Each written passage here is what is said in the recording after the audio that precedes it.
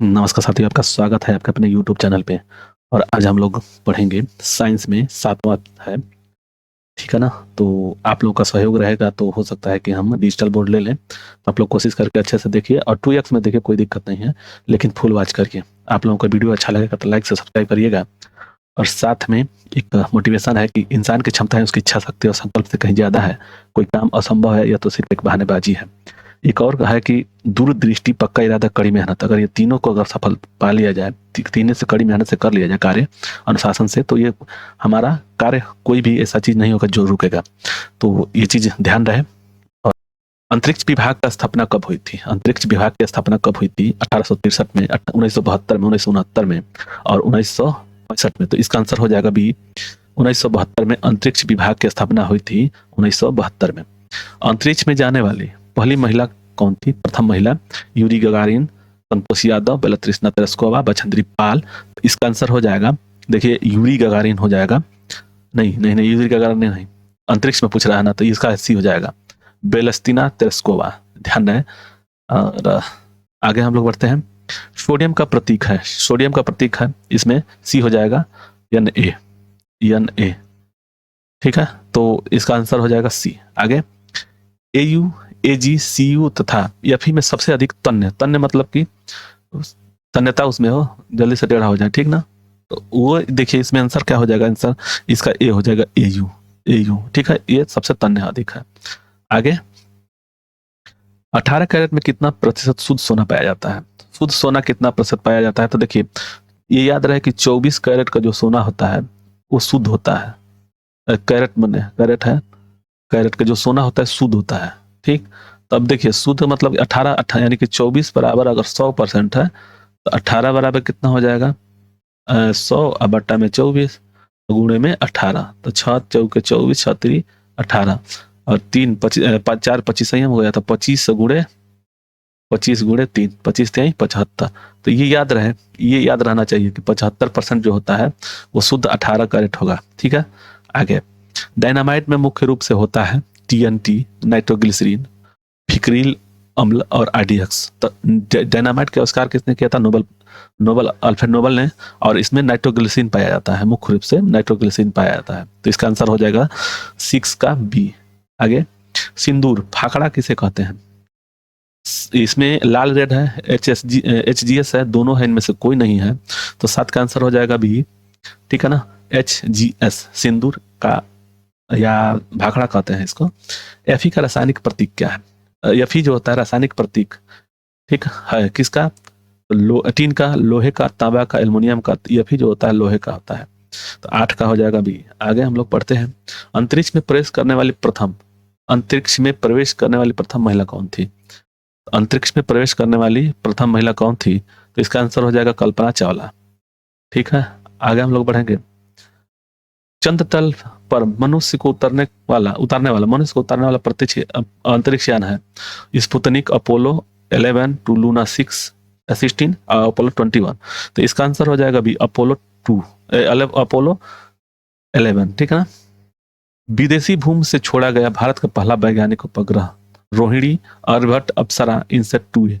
तो 11 का हो जाएगा ए, आर्यभट्ट है जो विदेशी भूमि से छोड़ा गया था, पहला जो था। ठीक है ना, भारत का जैसे पहला आर्यभट्ट था, वह विदेशी भूमि से छोड़ा गया था, भारत में नहीं छोड़ा गया था। ठीक, ऑटोमोबाइल बैटरी में कौन सा अम्ल प्रयोग किया जाता है? तो ऑटोमोबाइल में जो बैटरी जो प्रयोग किया जाता है H2SO4 हो जाता है, H2SO4। ठीक है, तो ये जो NaCl है, तो ये तो ये होता है सोडियम क्लोराइड होता है, नमक का सूत्र है, HCl है, तो सल्फ्यूरिक अम्ल है। ये देखिए, आयल ऑफ विक्टोरियोल, बिट्रियोल किसे कहते हैं? Oil of vitriol. तो इसका आंसर हो जाएगा डी, H2SO4 को बोलते हैं, H2SO4 को बोलते हैं आयल ऑफ विट्रियोल। ओके, आगे चांदी का रासायनिक प्रतीक है, चांदी का रासायनिक प्रतीक है AU, AG, FE, PB। तो इसका आंसर क्या हो जाएगा? बी, AG हो जाएगा, AG।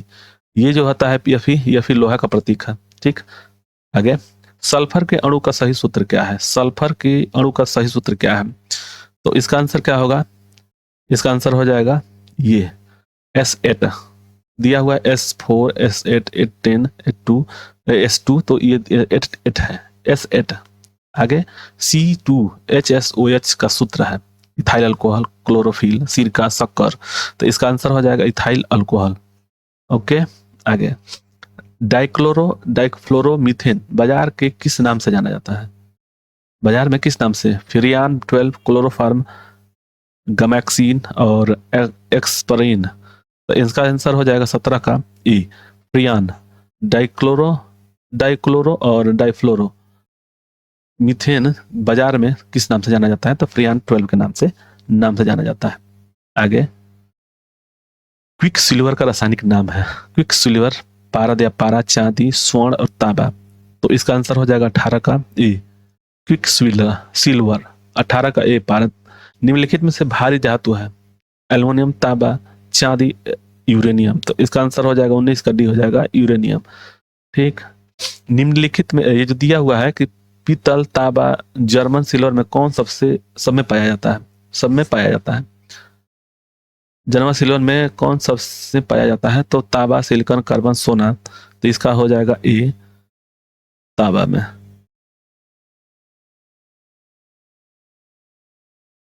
इसका देखिए, ये जो 20 का है, देख लेते हैं क्वेश्चन का क्या है इसमें दिया हुआ। सिल्वर में कौन सा सबसे सब में पाया जाता है? यही तो दिया है, तांबा। तांबा, ठीक है। आगे हम लोग बढ़ते हैं। 21 का दिया हुआ है, क्या क्वेश्चन है कि जस्ता चढ़ाने की प्रक्रिया में लौह चादर किससे लेपित किया जाता है? एल्युमिनियम से, जस्ता से, टीन से, क्रोमियम से। तो जस्ता नाम ही दिया हुआ है, तो इसका हो जाएगा जस्ता, जिसे गैल्वेनाइजेशन कहते हैं। विक्रम साराभाई अंतरिक्ष केंद्र कहाँ स्थित है? त्रिवेंद्रम, बंगलौर, अहमदाबाद, गुवाहाटी। तो ये तो हो जाएगा त्रिवेंद्रम। इसको देखिए, याद करने के लिए विक्रम त्रिवेंद्रम, ठीक है ना, त्रिवेंद्रम याद कर लीजिए उससे। मंगल ग्रह पर उतरने वाला पहला अंतरिक्ष यान क्या है? कोलंबिया, स्पुतनिक 1, चंद्रयान और पाथफाइंडर। तो इसका आंसर हो जाएगा 23 का डी, पाथफाइंडर। मंगल ग्रह पर उतरने वाला प्रथम अंतरिक्ष यान था। शुद्ध कार्बन का कठोर रूप कौन सा है? हीरा, पन्ना, गार्नेट, पुखराज। तो इसका आंसर ये हो जाएगा 24 का ए। आगे हम लोग पढ़ेंगे, निम्न में से कठोरतम पदार्थ है? हीरा, पत्थर, लोहा, एवेस्टेट। ये तो हो जाएगा ए, 25 का ए। आगे हम लोग फिर देखेंगे, सोडियम का परमाणु संख्या कितना होता है? सोडियम का परमाणु संख्या कितना होता है? ये 10 और 11 है, 21 से 6 है। तो इसका आंसर बी हो जाएगा, 26 का बी, 11। अमलगम क्या है? Mg है, Na है, Hg है, Cu है। तो इसका आंसर 27 का सी हो जाएगा, Hg, अलमगम। अधिकतम तन्यता वाला धातु? एल्युमिनियम, मृद इस्पात, सोना और जस्ता। तो इसका सोना हो जाएगा। सोना जो होता है, इसको जितना भी पीट कर ले जाएंगे तो ये बहुत लंबा बन जाता है, ठीक है, टूटता नहीं है। वही पूछ रहा है, निम्नलिखित में से किस धातु का तार आसानी से खींचा जा सकता है? तांबा, टीन, लेड, जस्ता। निम्नलिखित में से किस धातु का तार आसानी से खींचा जा सकता है? तो इसका आंसर हो जाएगा 29 का सी, बी, 29 का बी, तांबा का। ऊपर नीचे हो गया है, ठीक है ना, तो याद रहे, ध्यान रहे, तांबा होता है बस। निम्न में से कौन तार खींचने योग्य सबसे नमनीय धातु है? सोना, चांदी, लोहा, एल्युमिनियम। तो इसका आंसर हो जाएगा सोना। निम्न में से कौन सा तार खींचने योग्य सबसे नमनीय धातु है? नमनीय सोना है, ठीक है ना। इसको जितना भी पतला से पतला अगातवर होते हैं उसे बनाया जा सकता है। जल में सबसे कम घुलनशील गैस है, तो इसका आंसर क्या हो जाएगा? ए हो जाएगा, N2।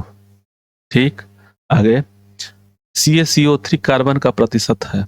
CaCO3 में कार्बन का प्रतिशत है 16, 6, 8, 12। तो 32 का हो जाएगा डी, 12% है। आगे हाइलोजनों में सर्वाधिक प्रभावशाली ऑक्सीकरणकर्ता है? क्लोरीन में, ब्रोमीन में, फ्लोरीन में, आयोडीन में। तो हाइलोजनों में सबसे ऑक्सीकरणता ये हो जाएगा 33 का सी हो जाएगा, फ्लोरीन होता है, ठीक है ना।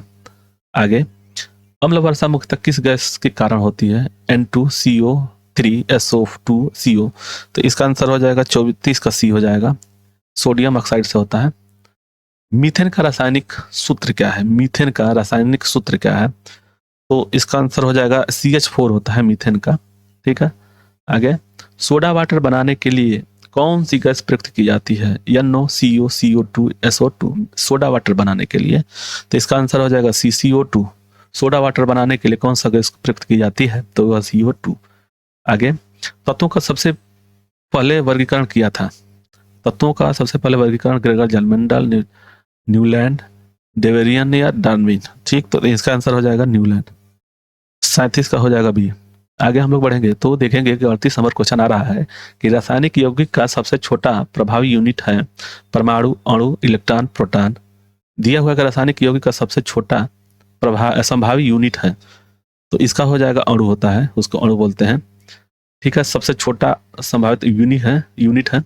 एक परमाणु क्रमांक में व्यक्त किया जाता है किग्रा में, ग्राम में, यू में, ये AMU में और कैरेट में। ठीक है, तो 39 का सी हो जाएगा AMU में। एक परमाणु द्रव्यमान को व्यक्त किया जाता है AMU में। ठीक, 40 है क्वेश्चन की सबसे छोटा कण जिसमें उस तत्व के सभी गुण विद्यमान हो, उसे क्या कहते हैं? तो उसको परमाणु बोलते हैं। ठीक है, तो ये 40 क्वेश्चन हो गया है। और आप लोगों को वीडियो अच्छा लगे तो लाइक से सब्सक्राइब करें। नए व्यक्ति हैं तो लाइक से सब्सक्राइब करें, और पुराने व्यक्ति हैं तो इसको ध्यान से देखते रहिए और याद करते रहिए। चलिए ठीक है, धन्यवाद। जय हिंद, जय भारत।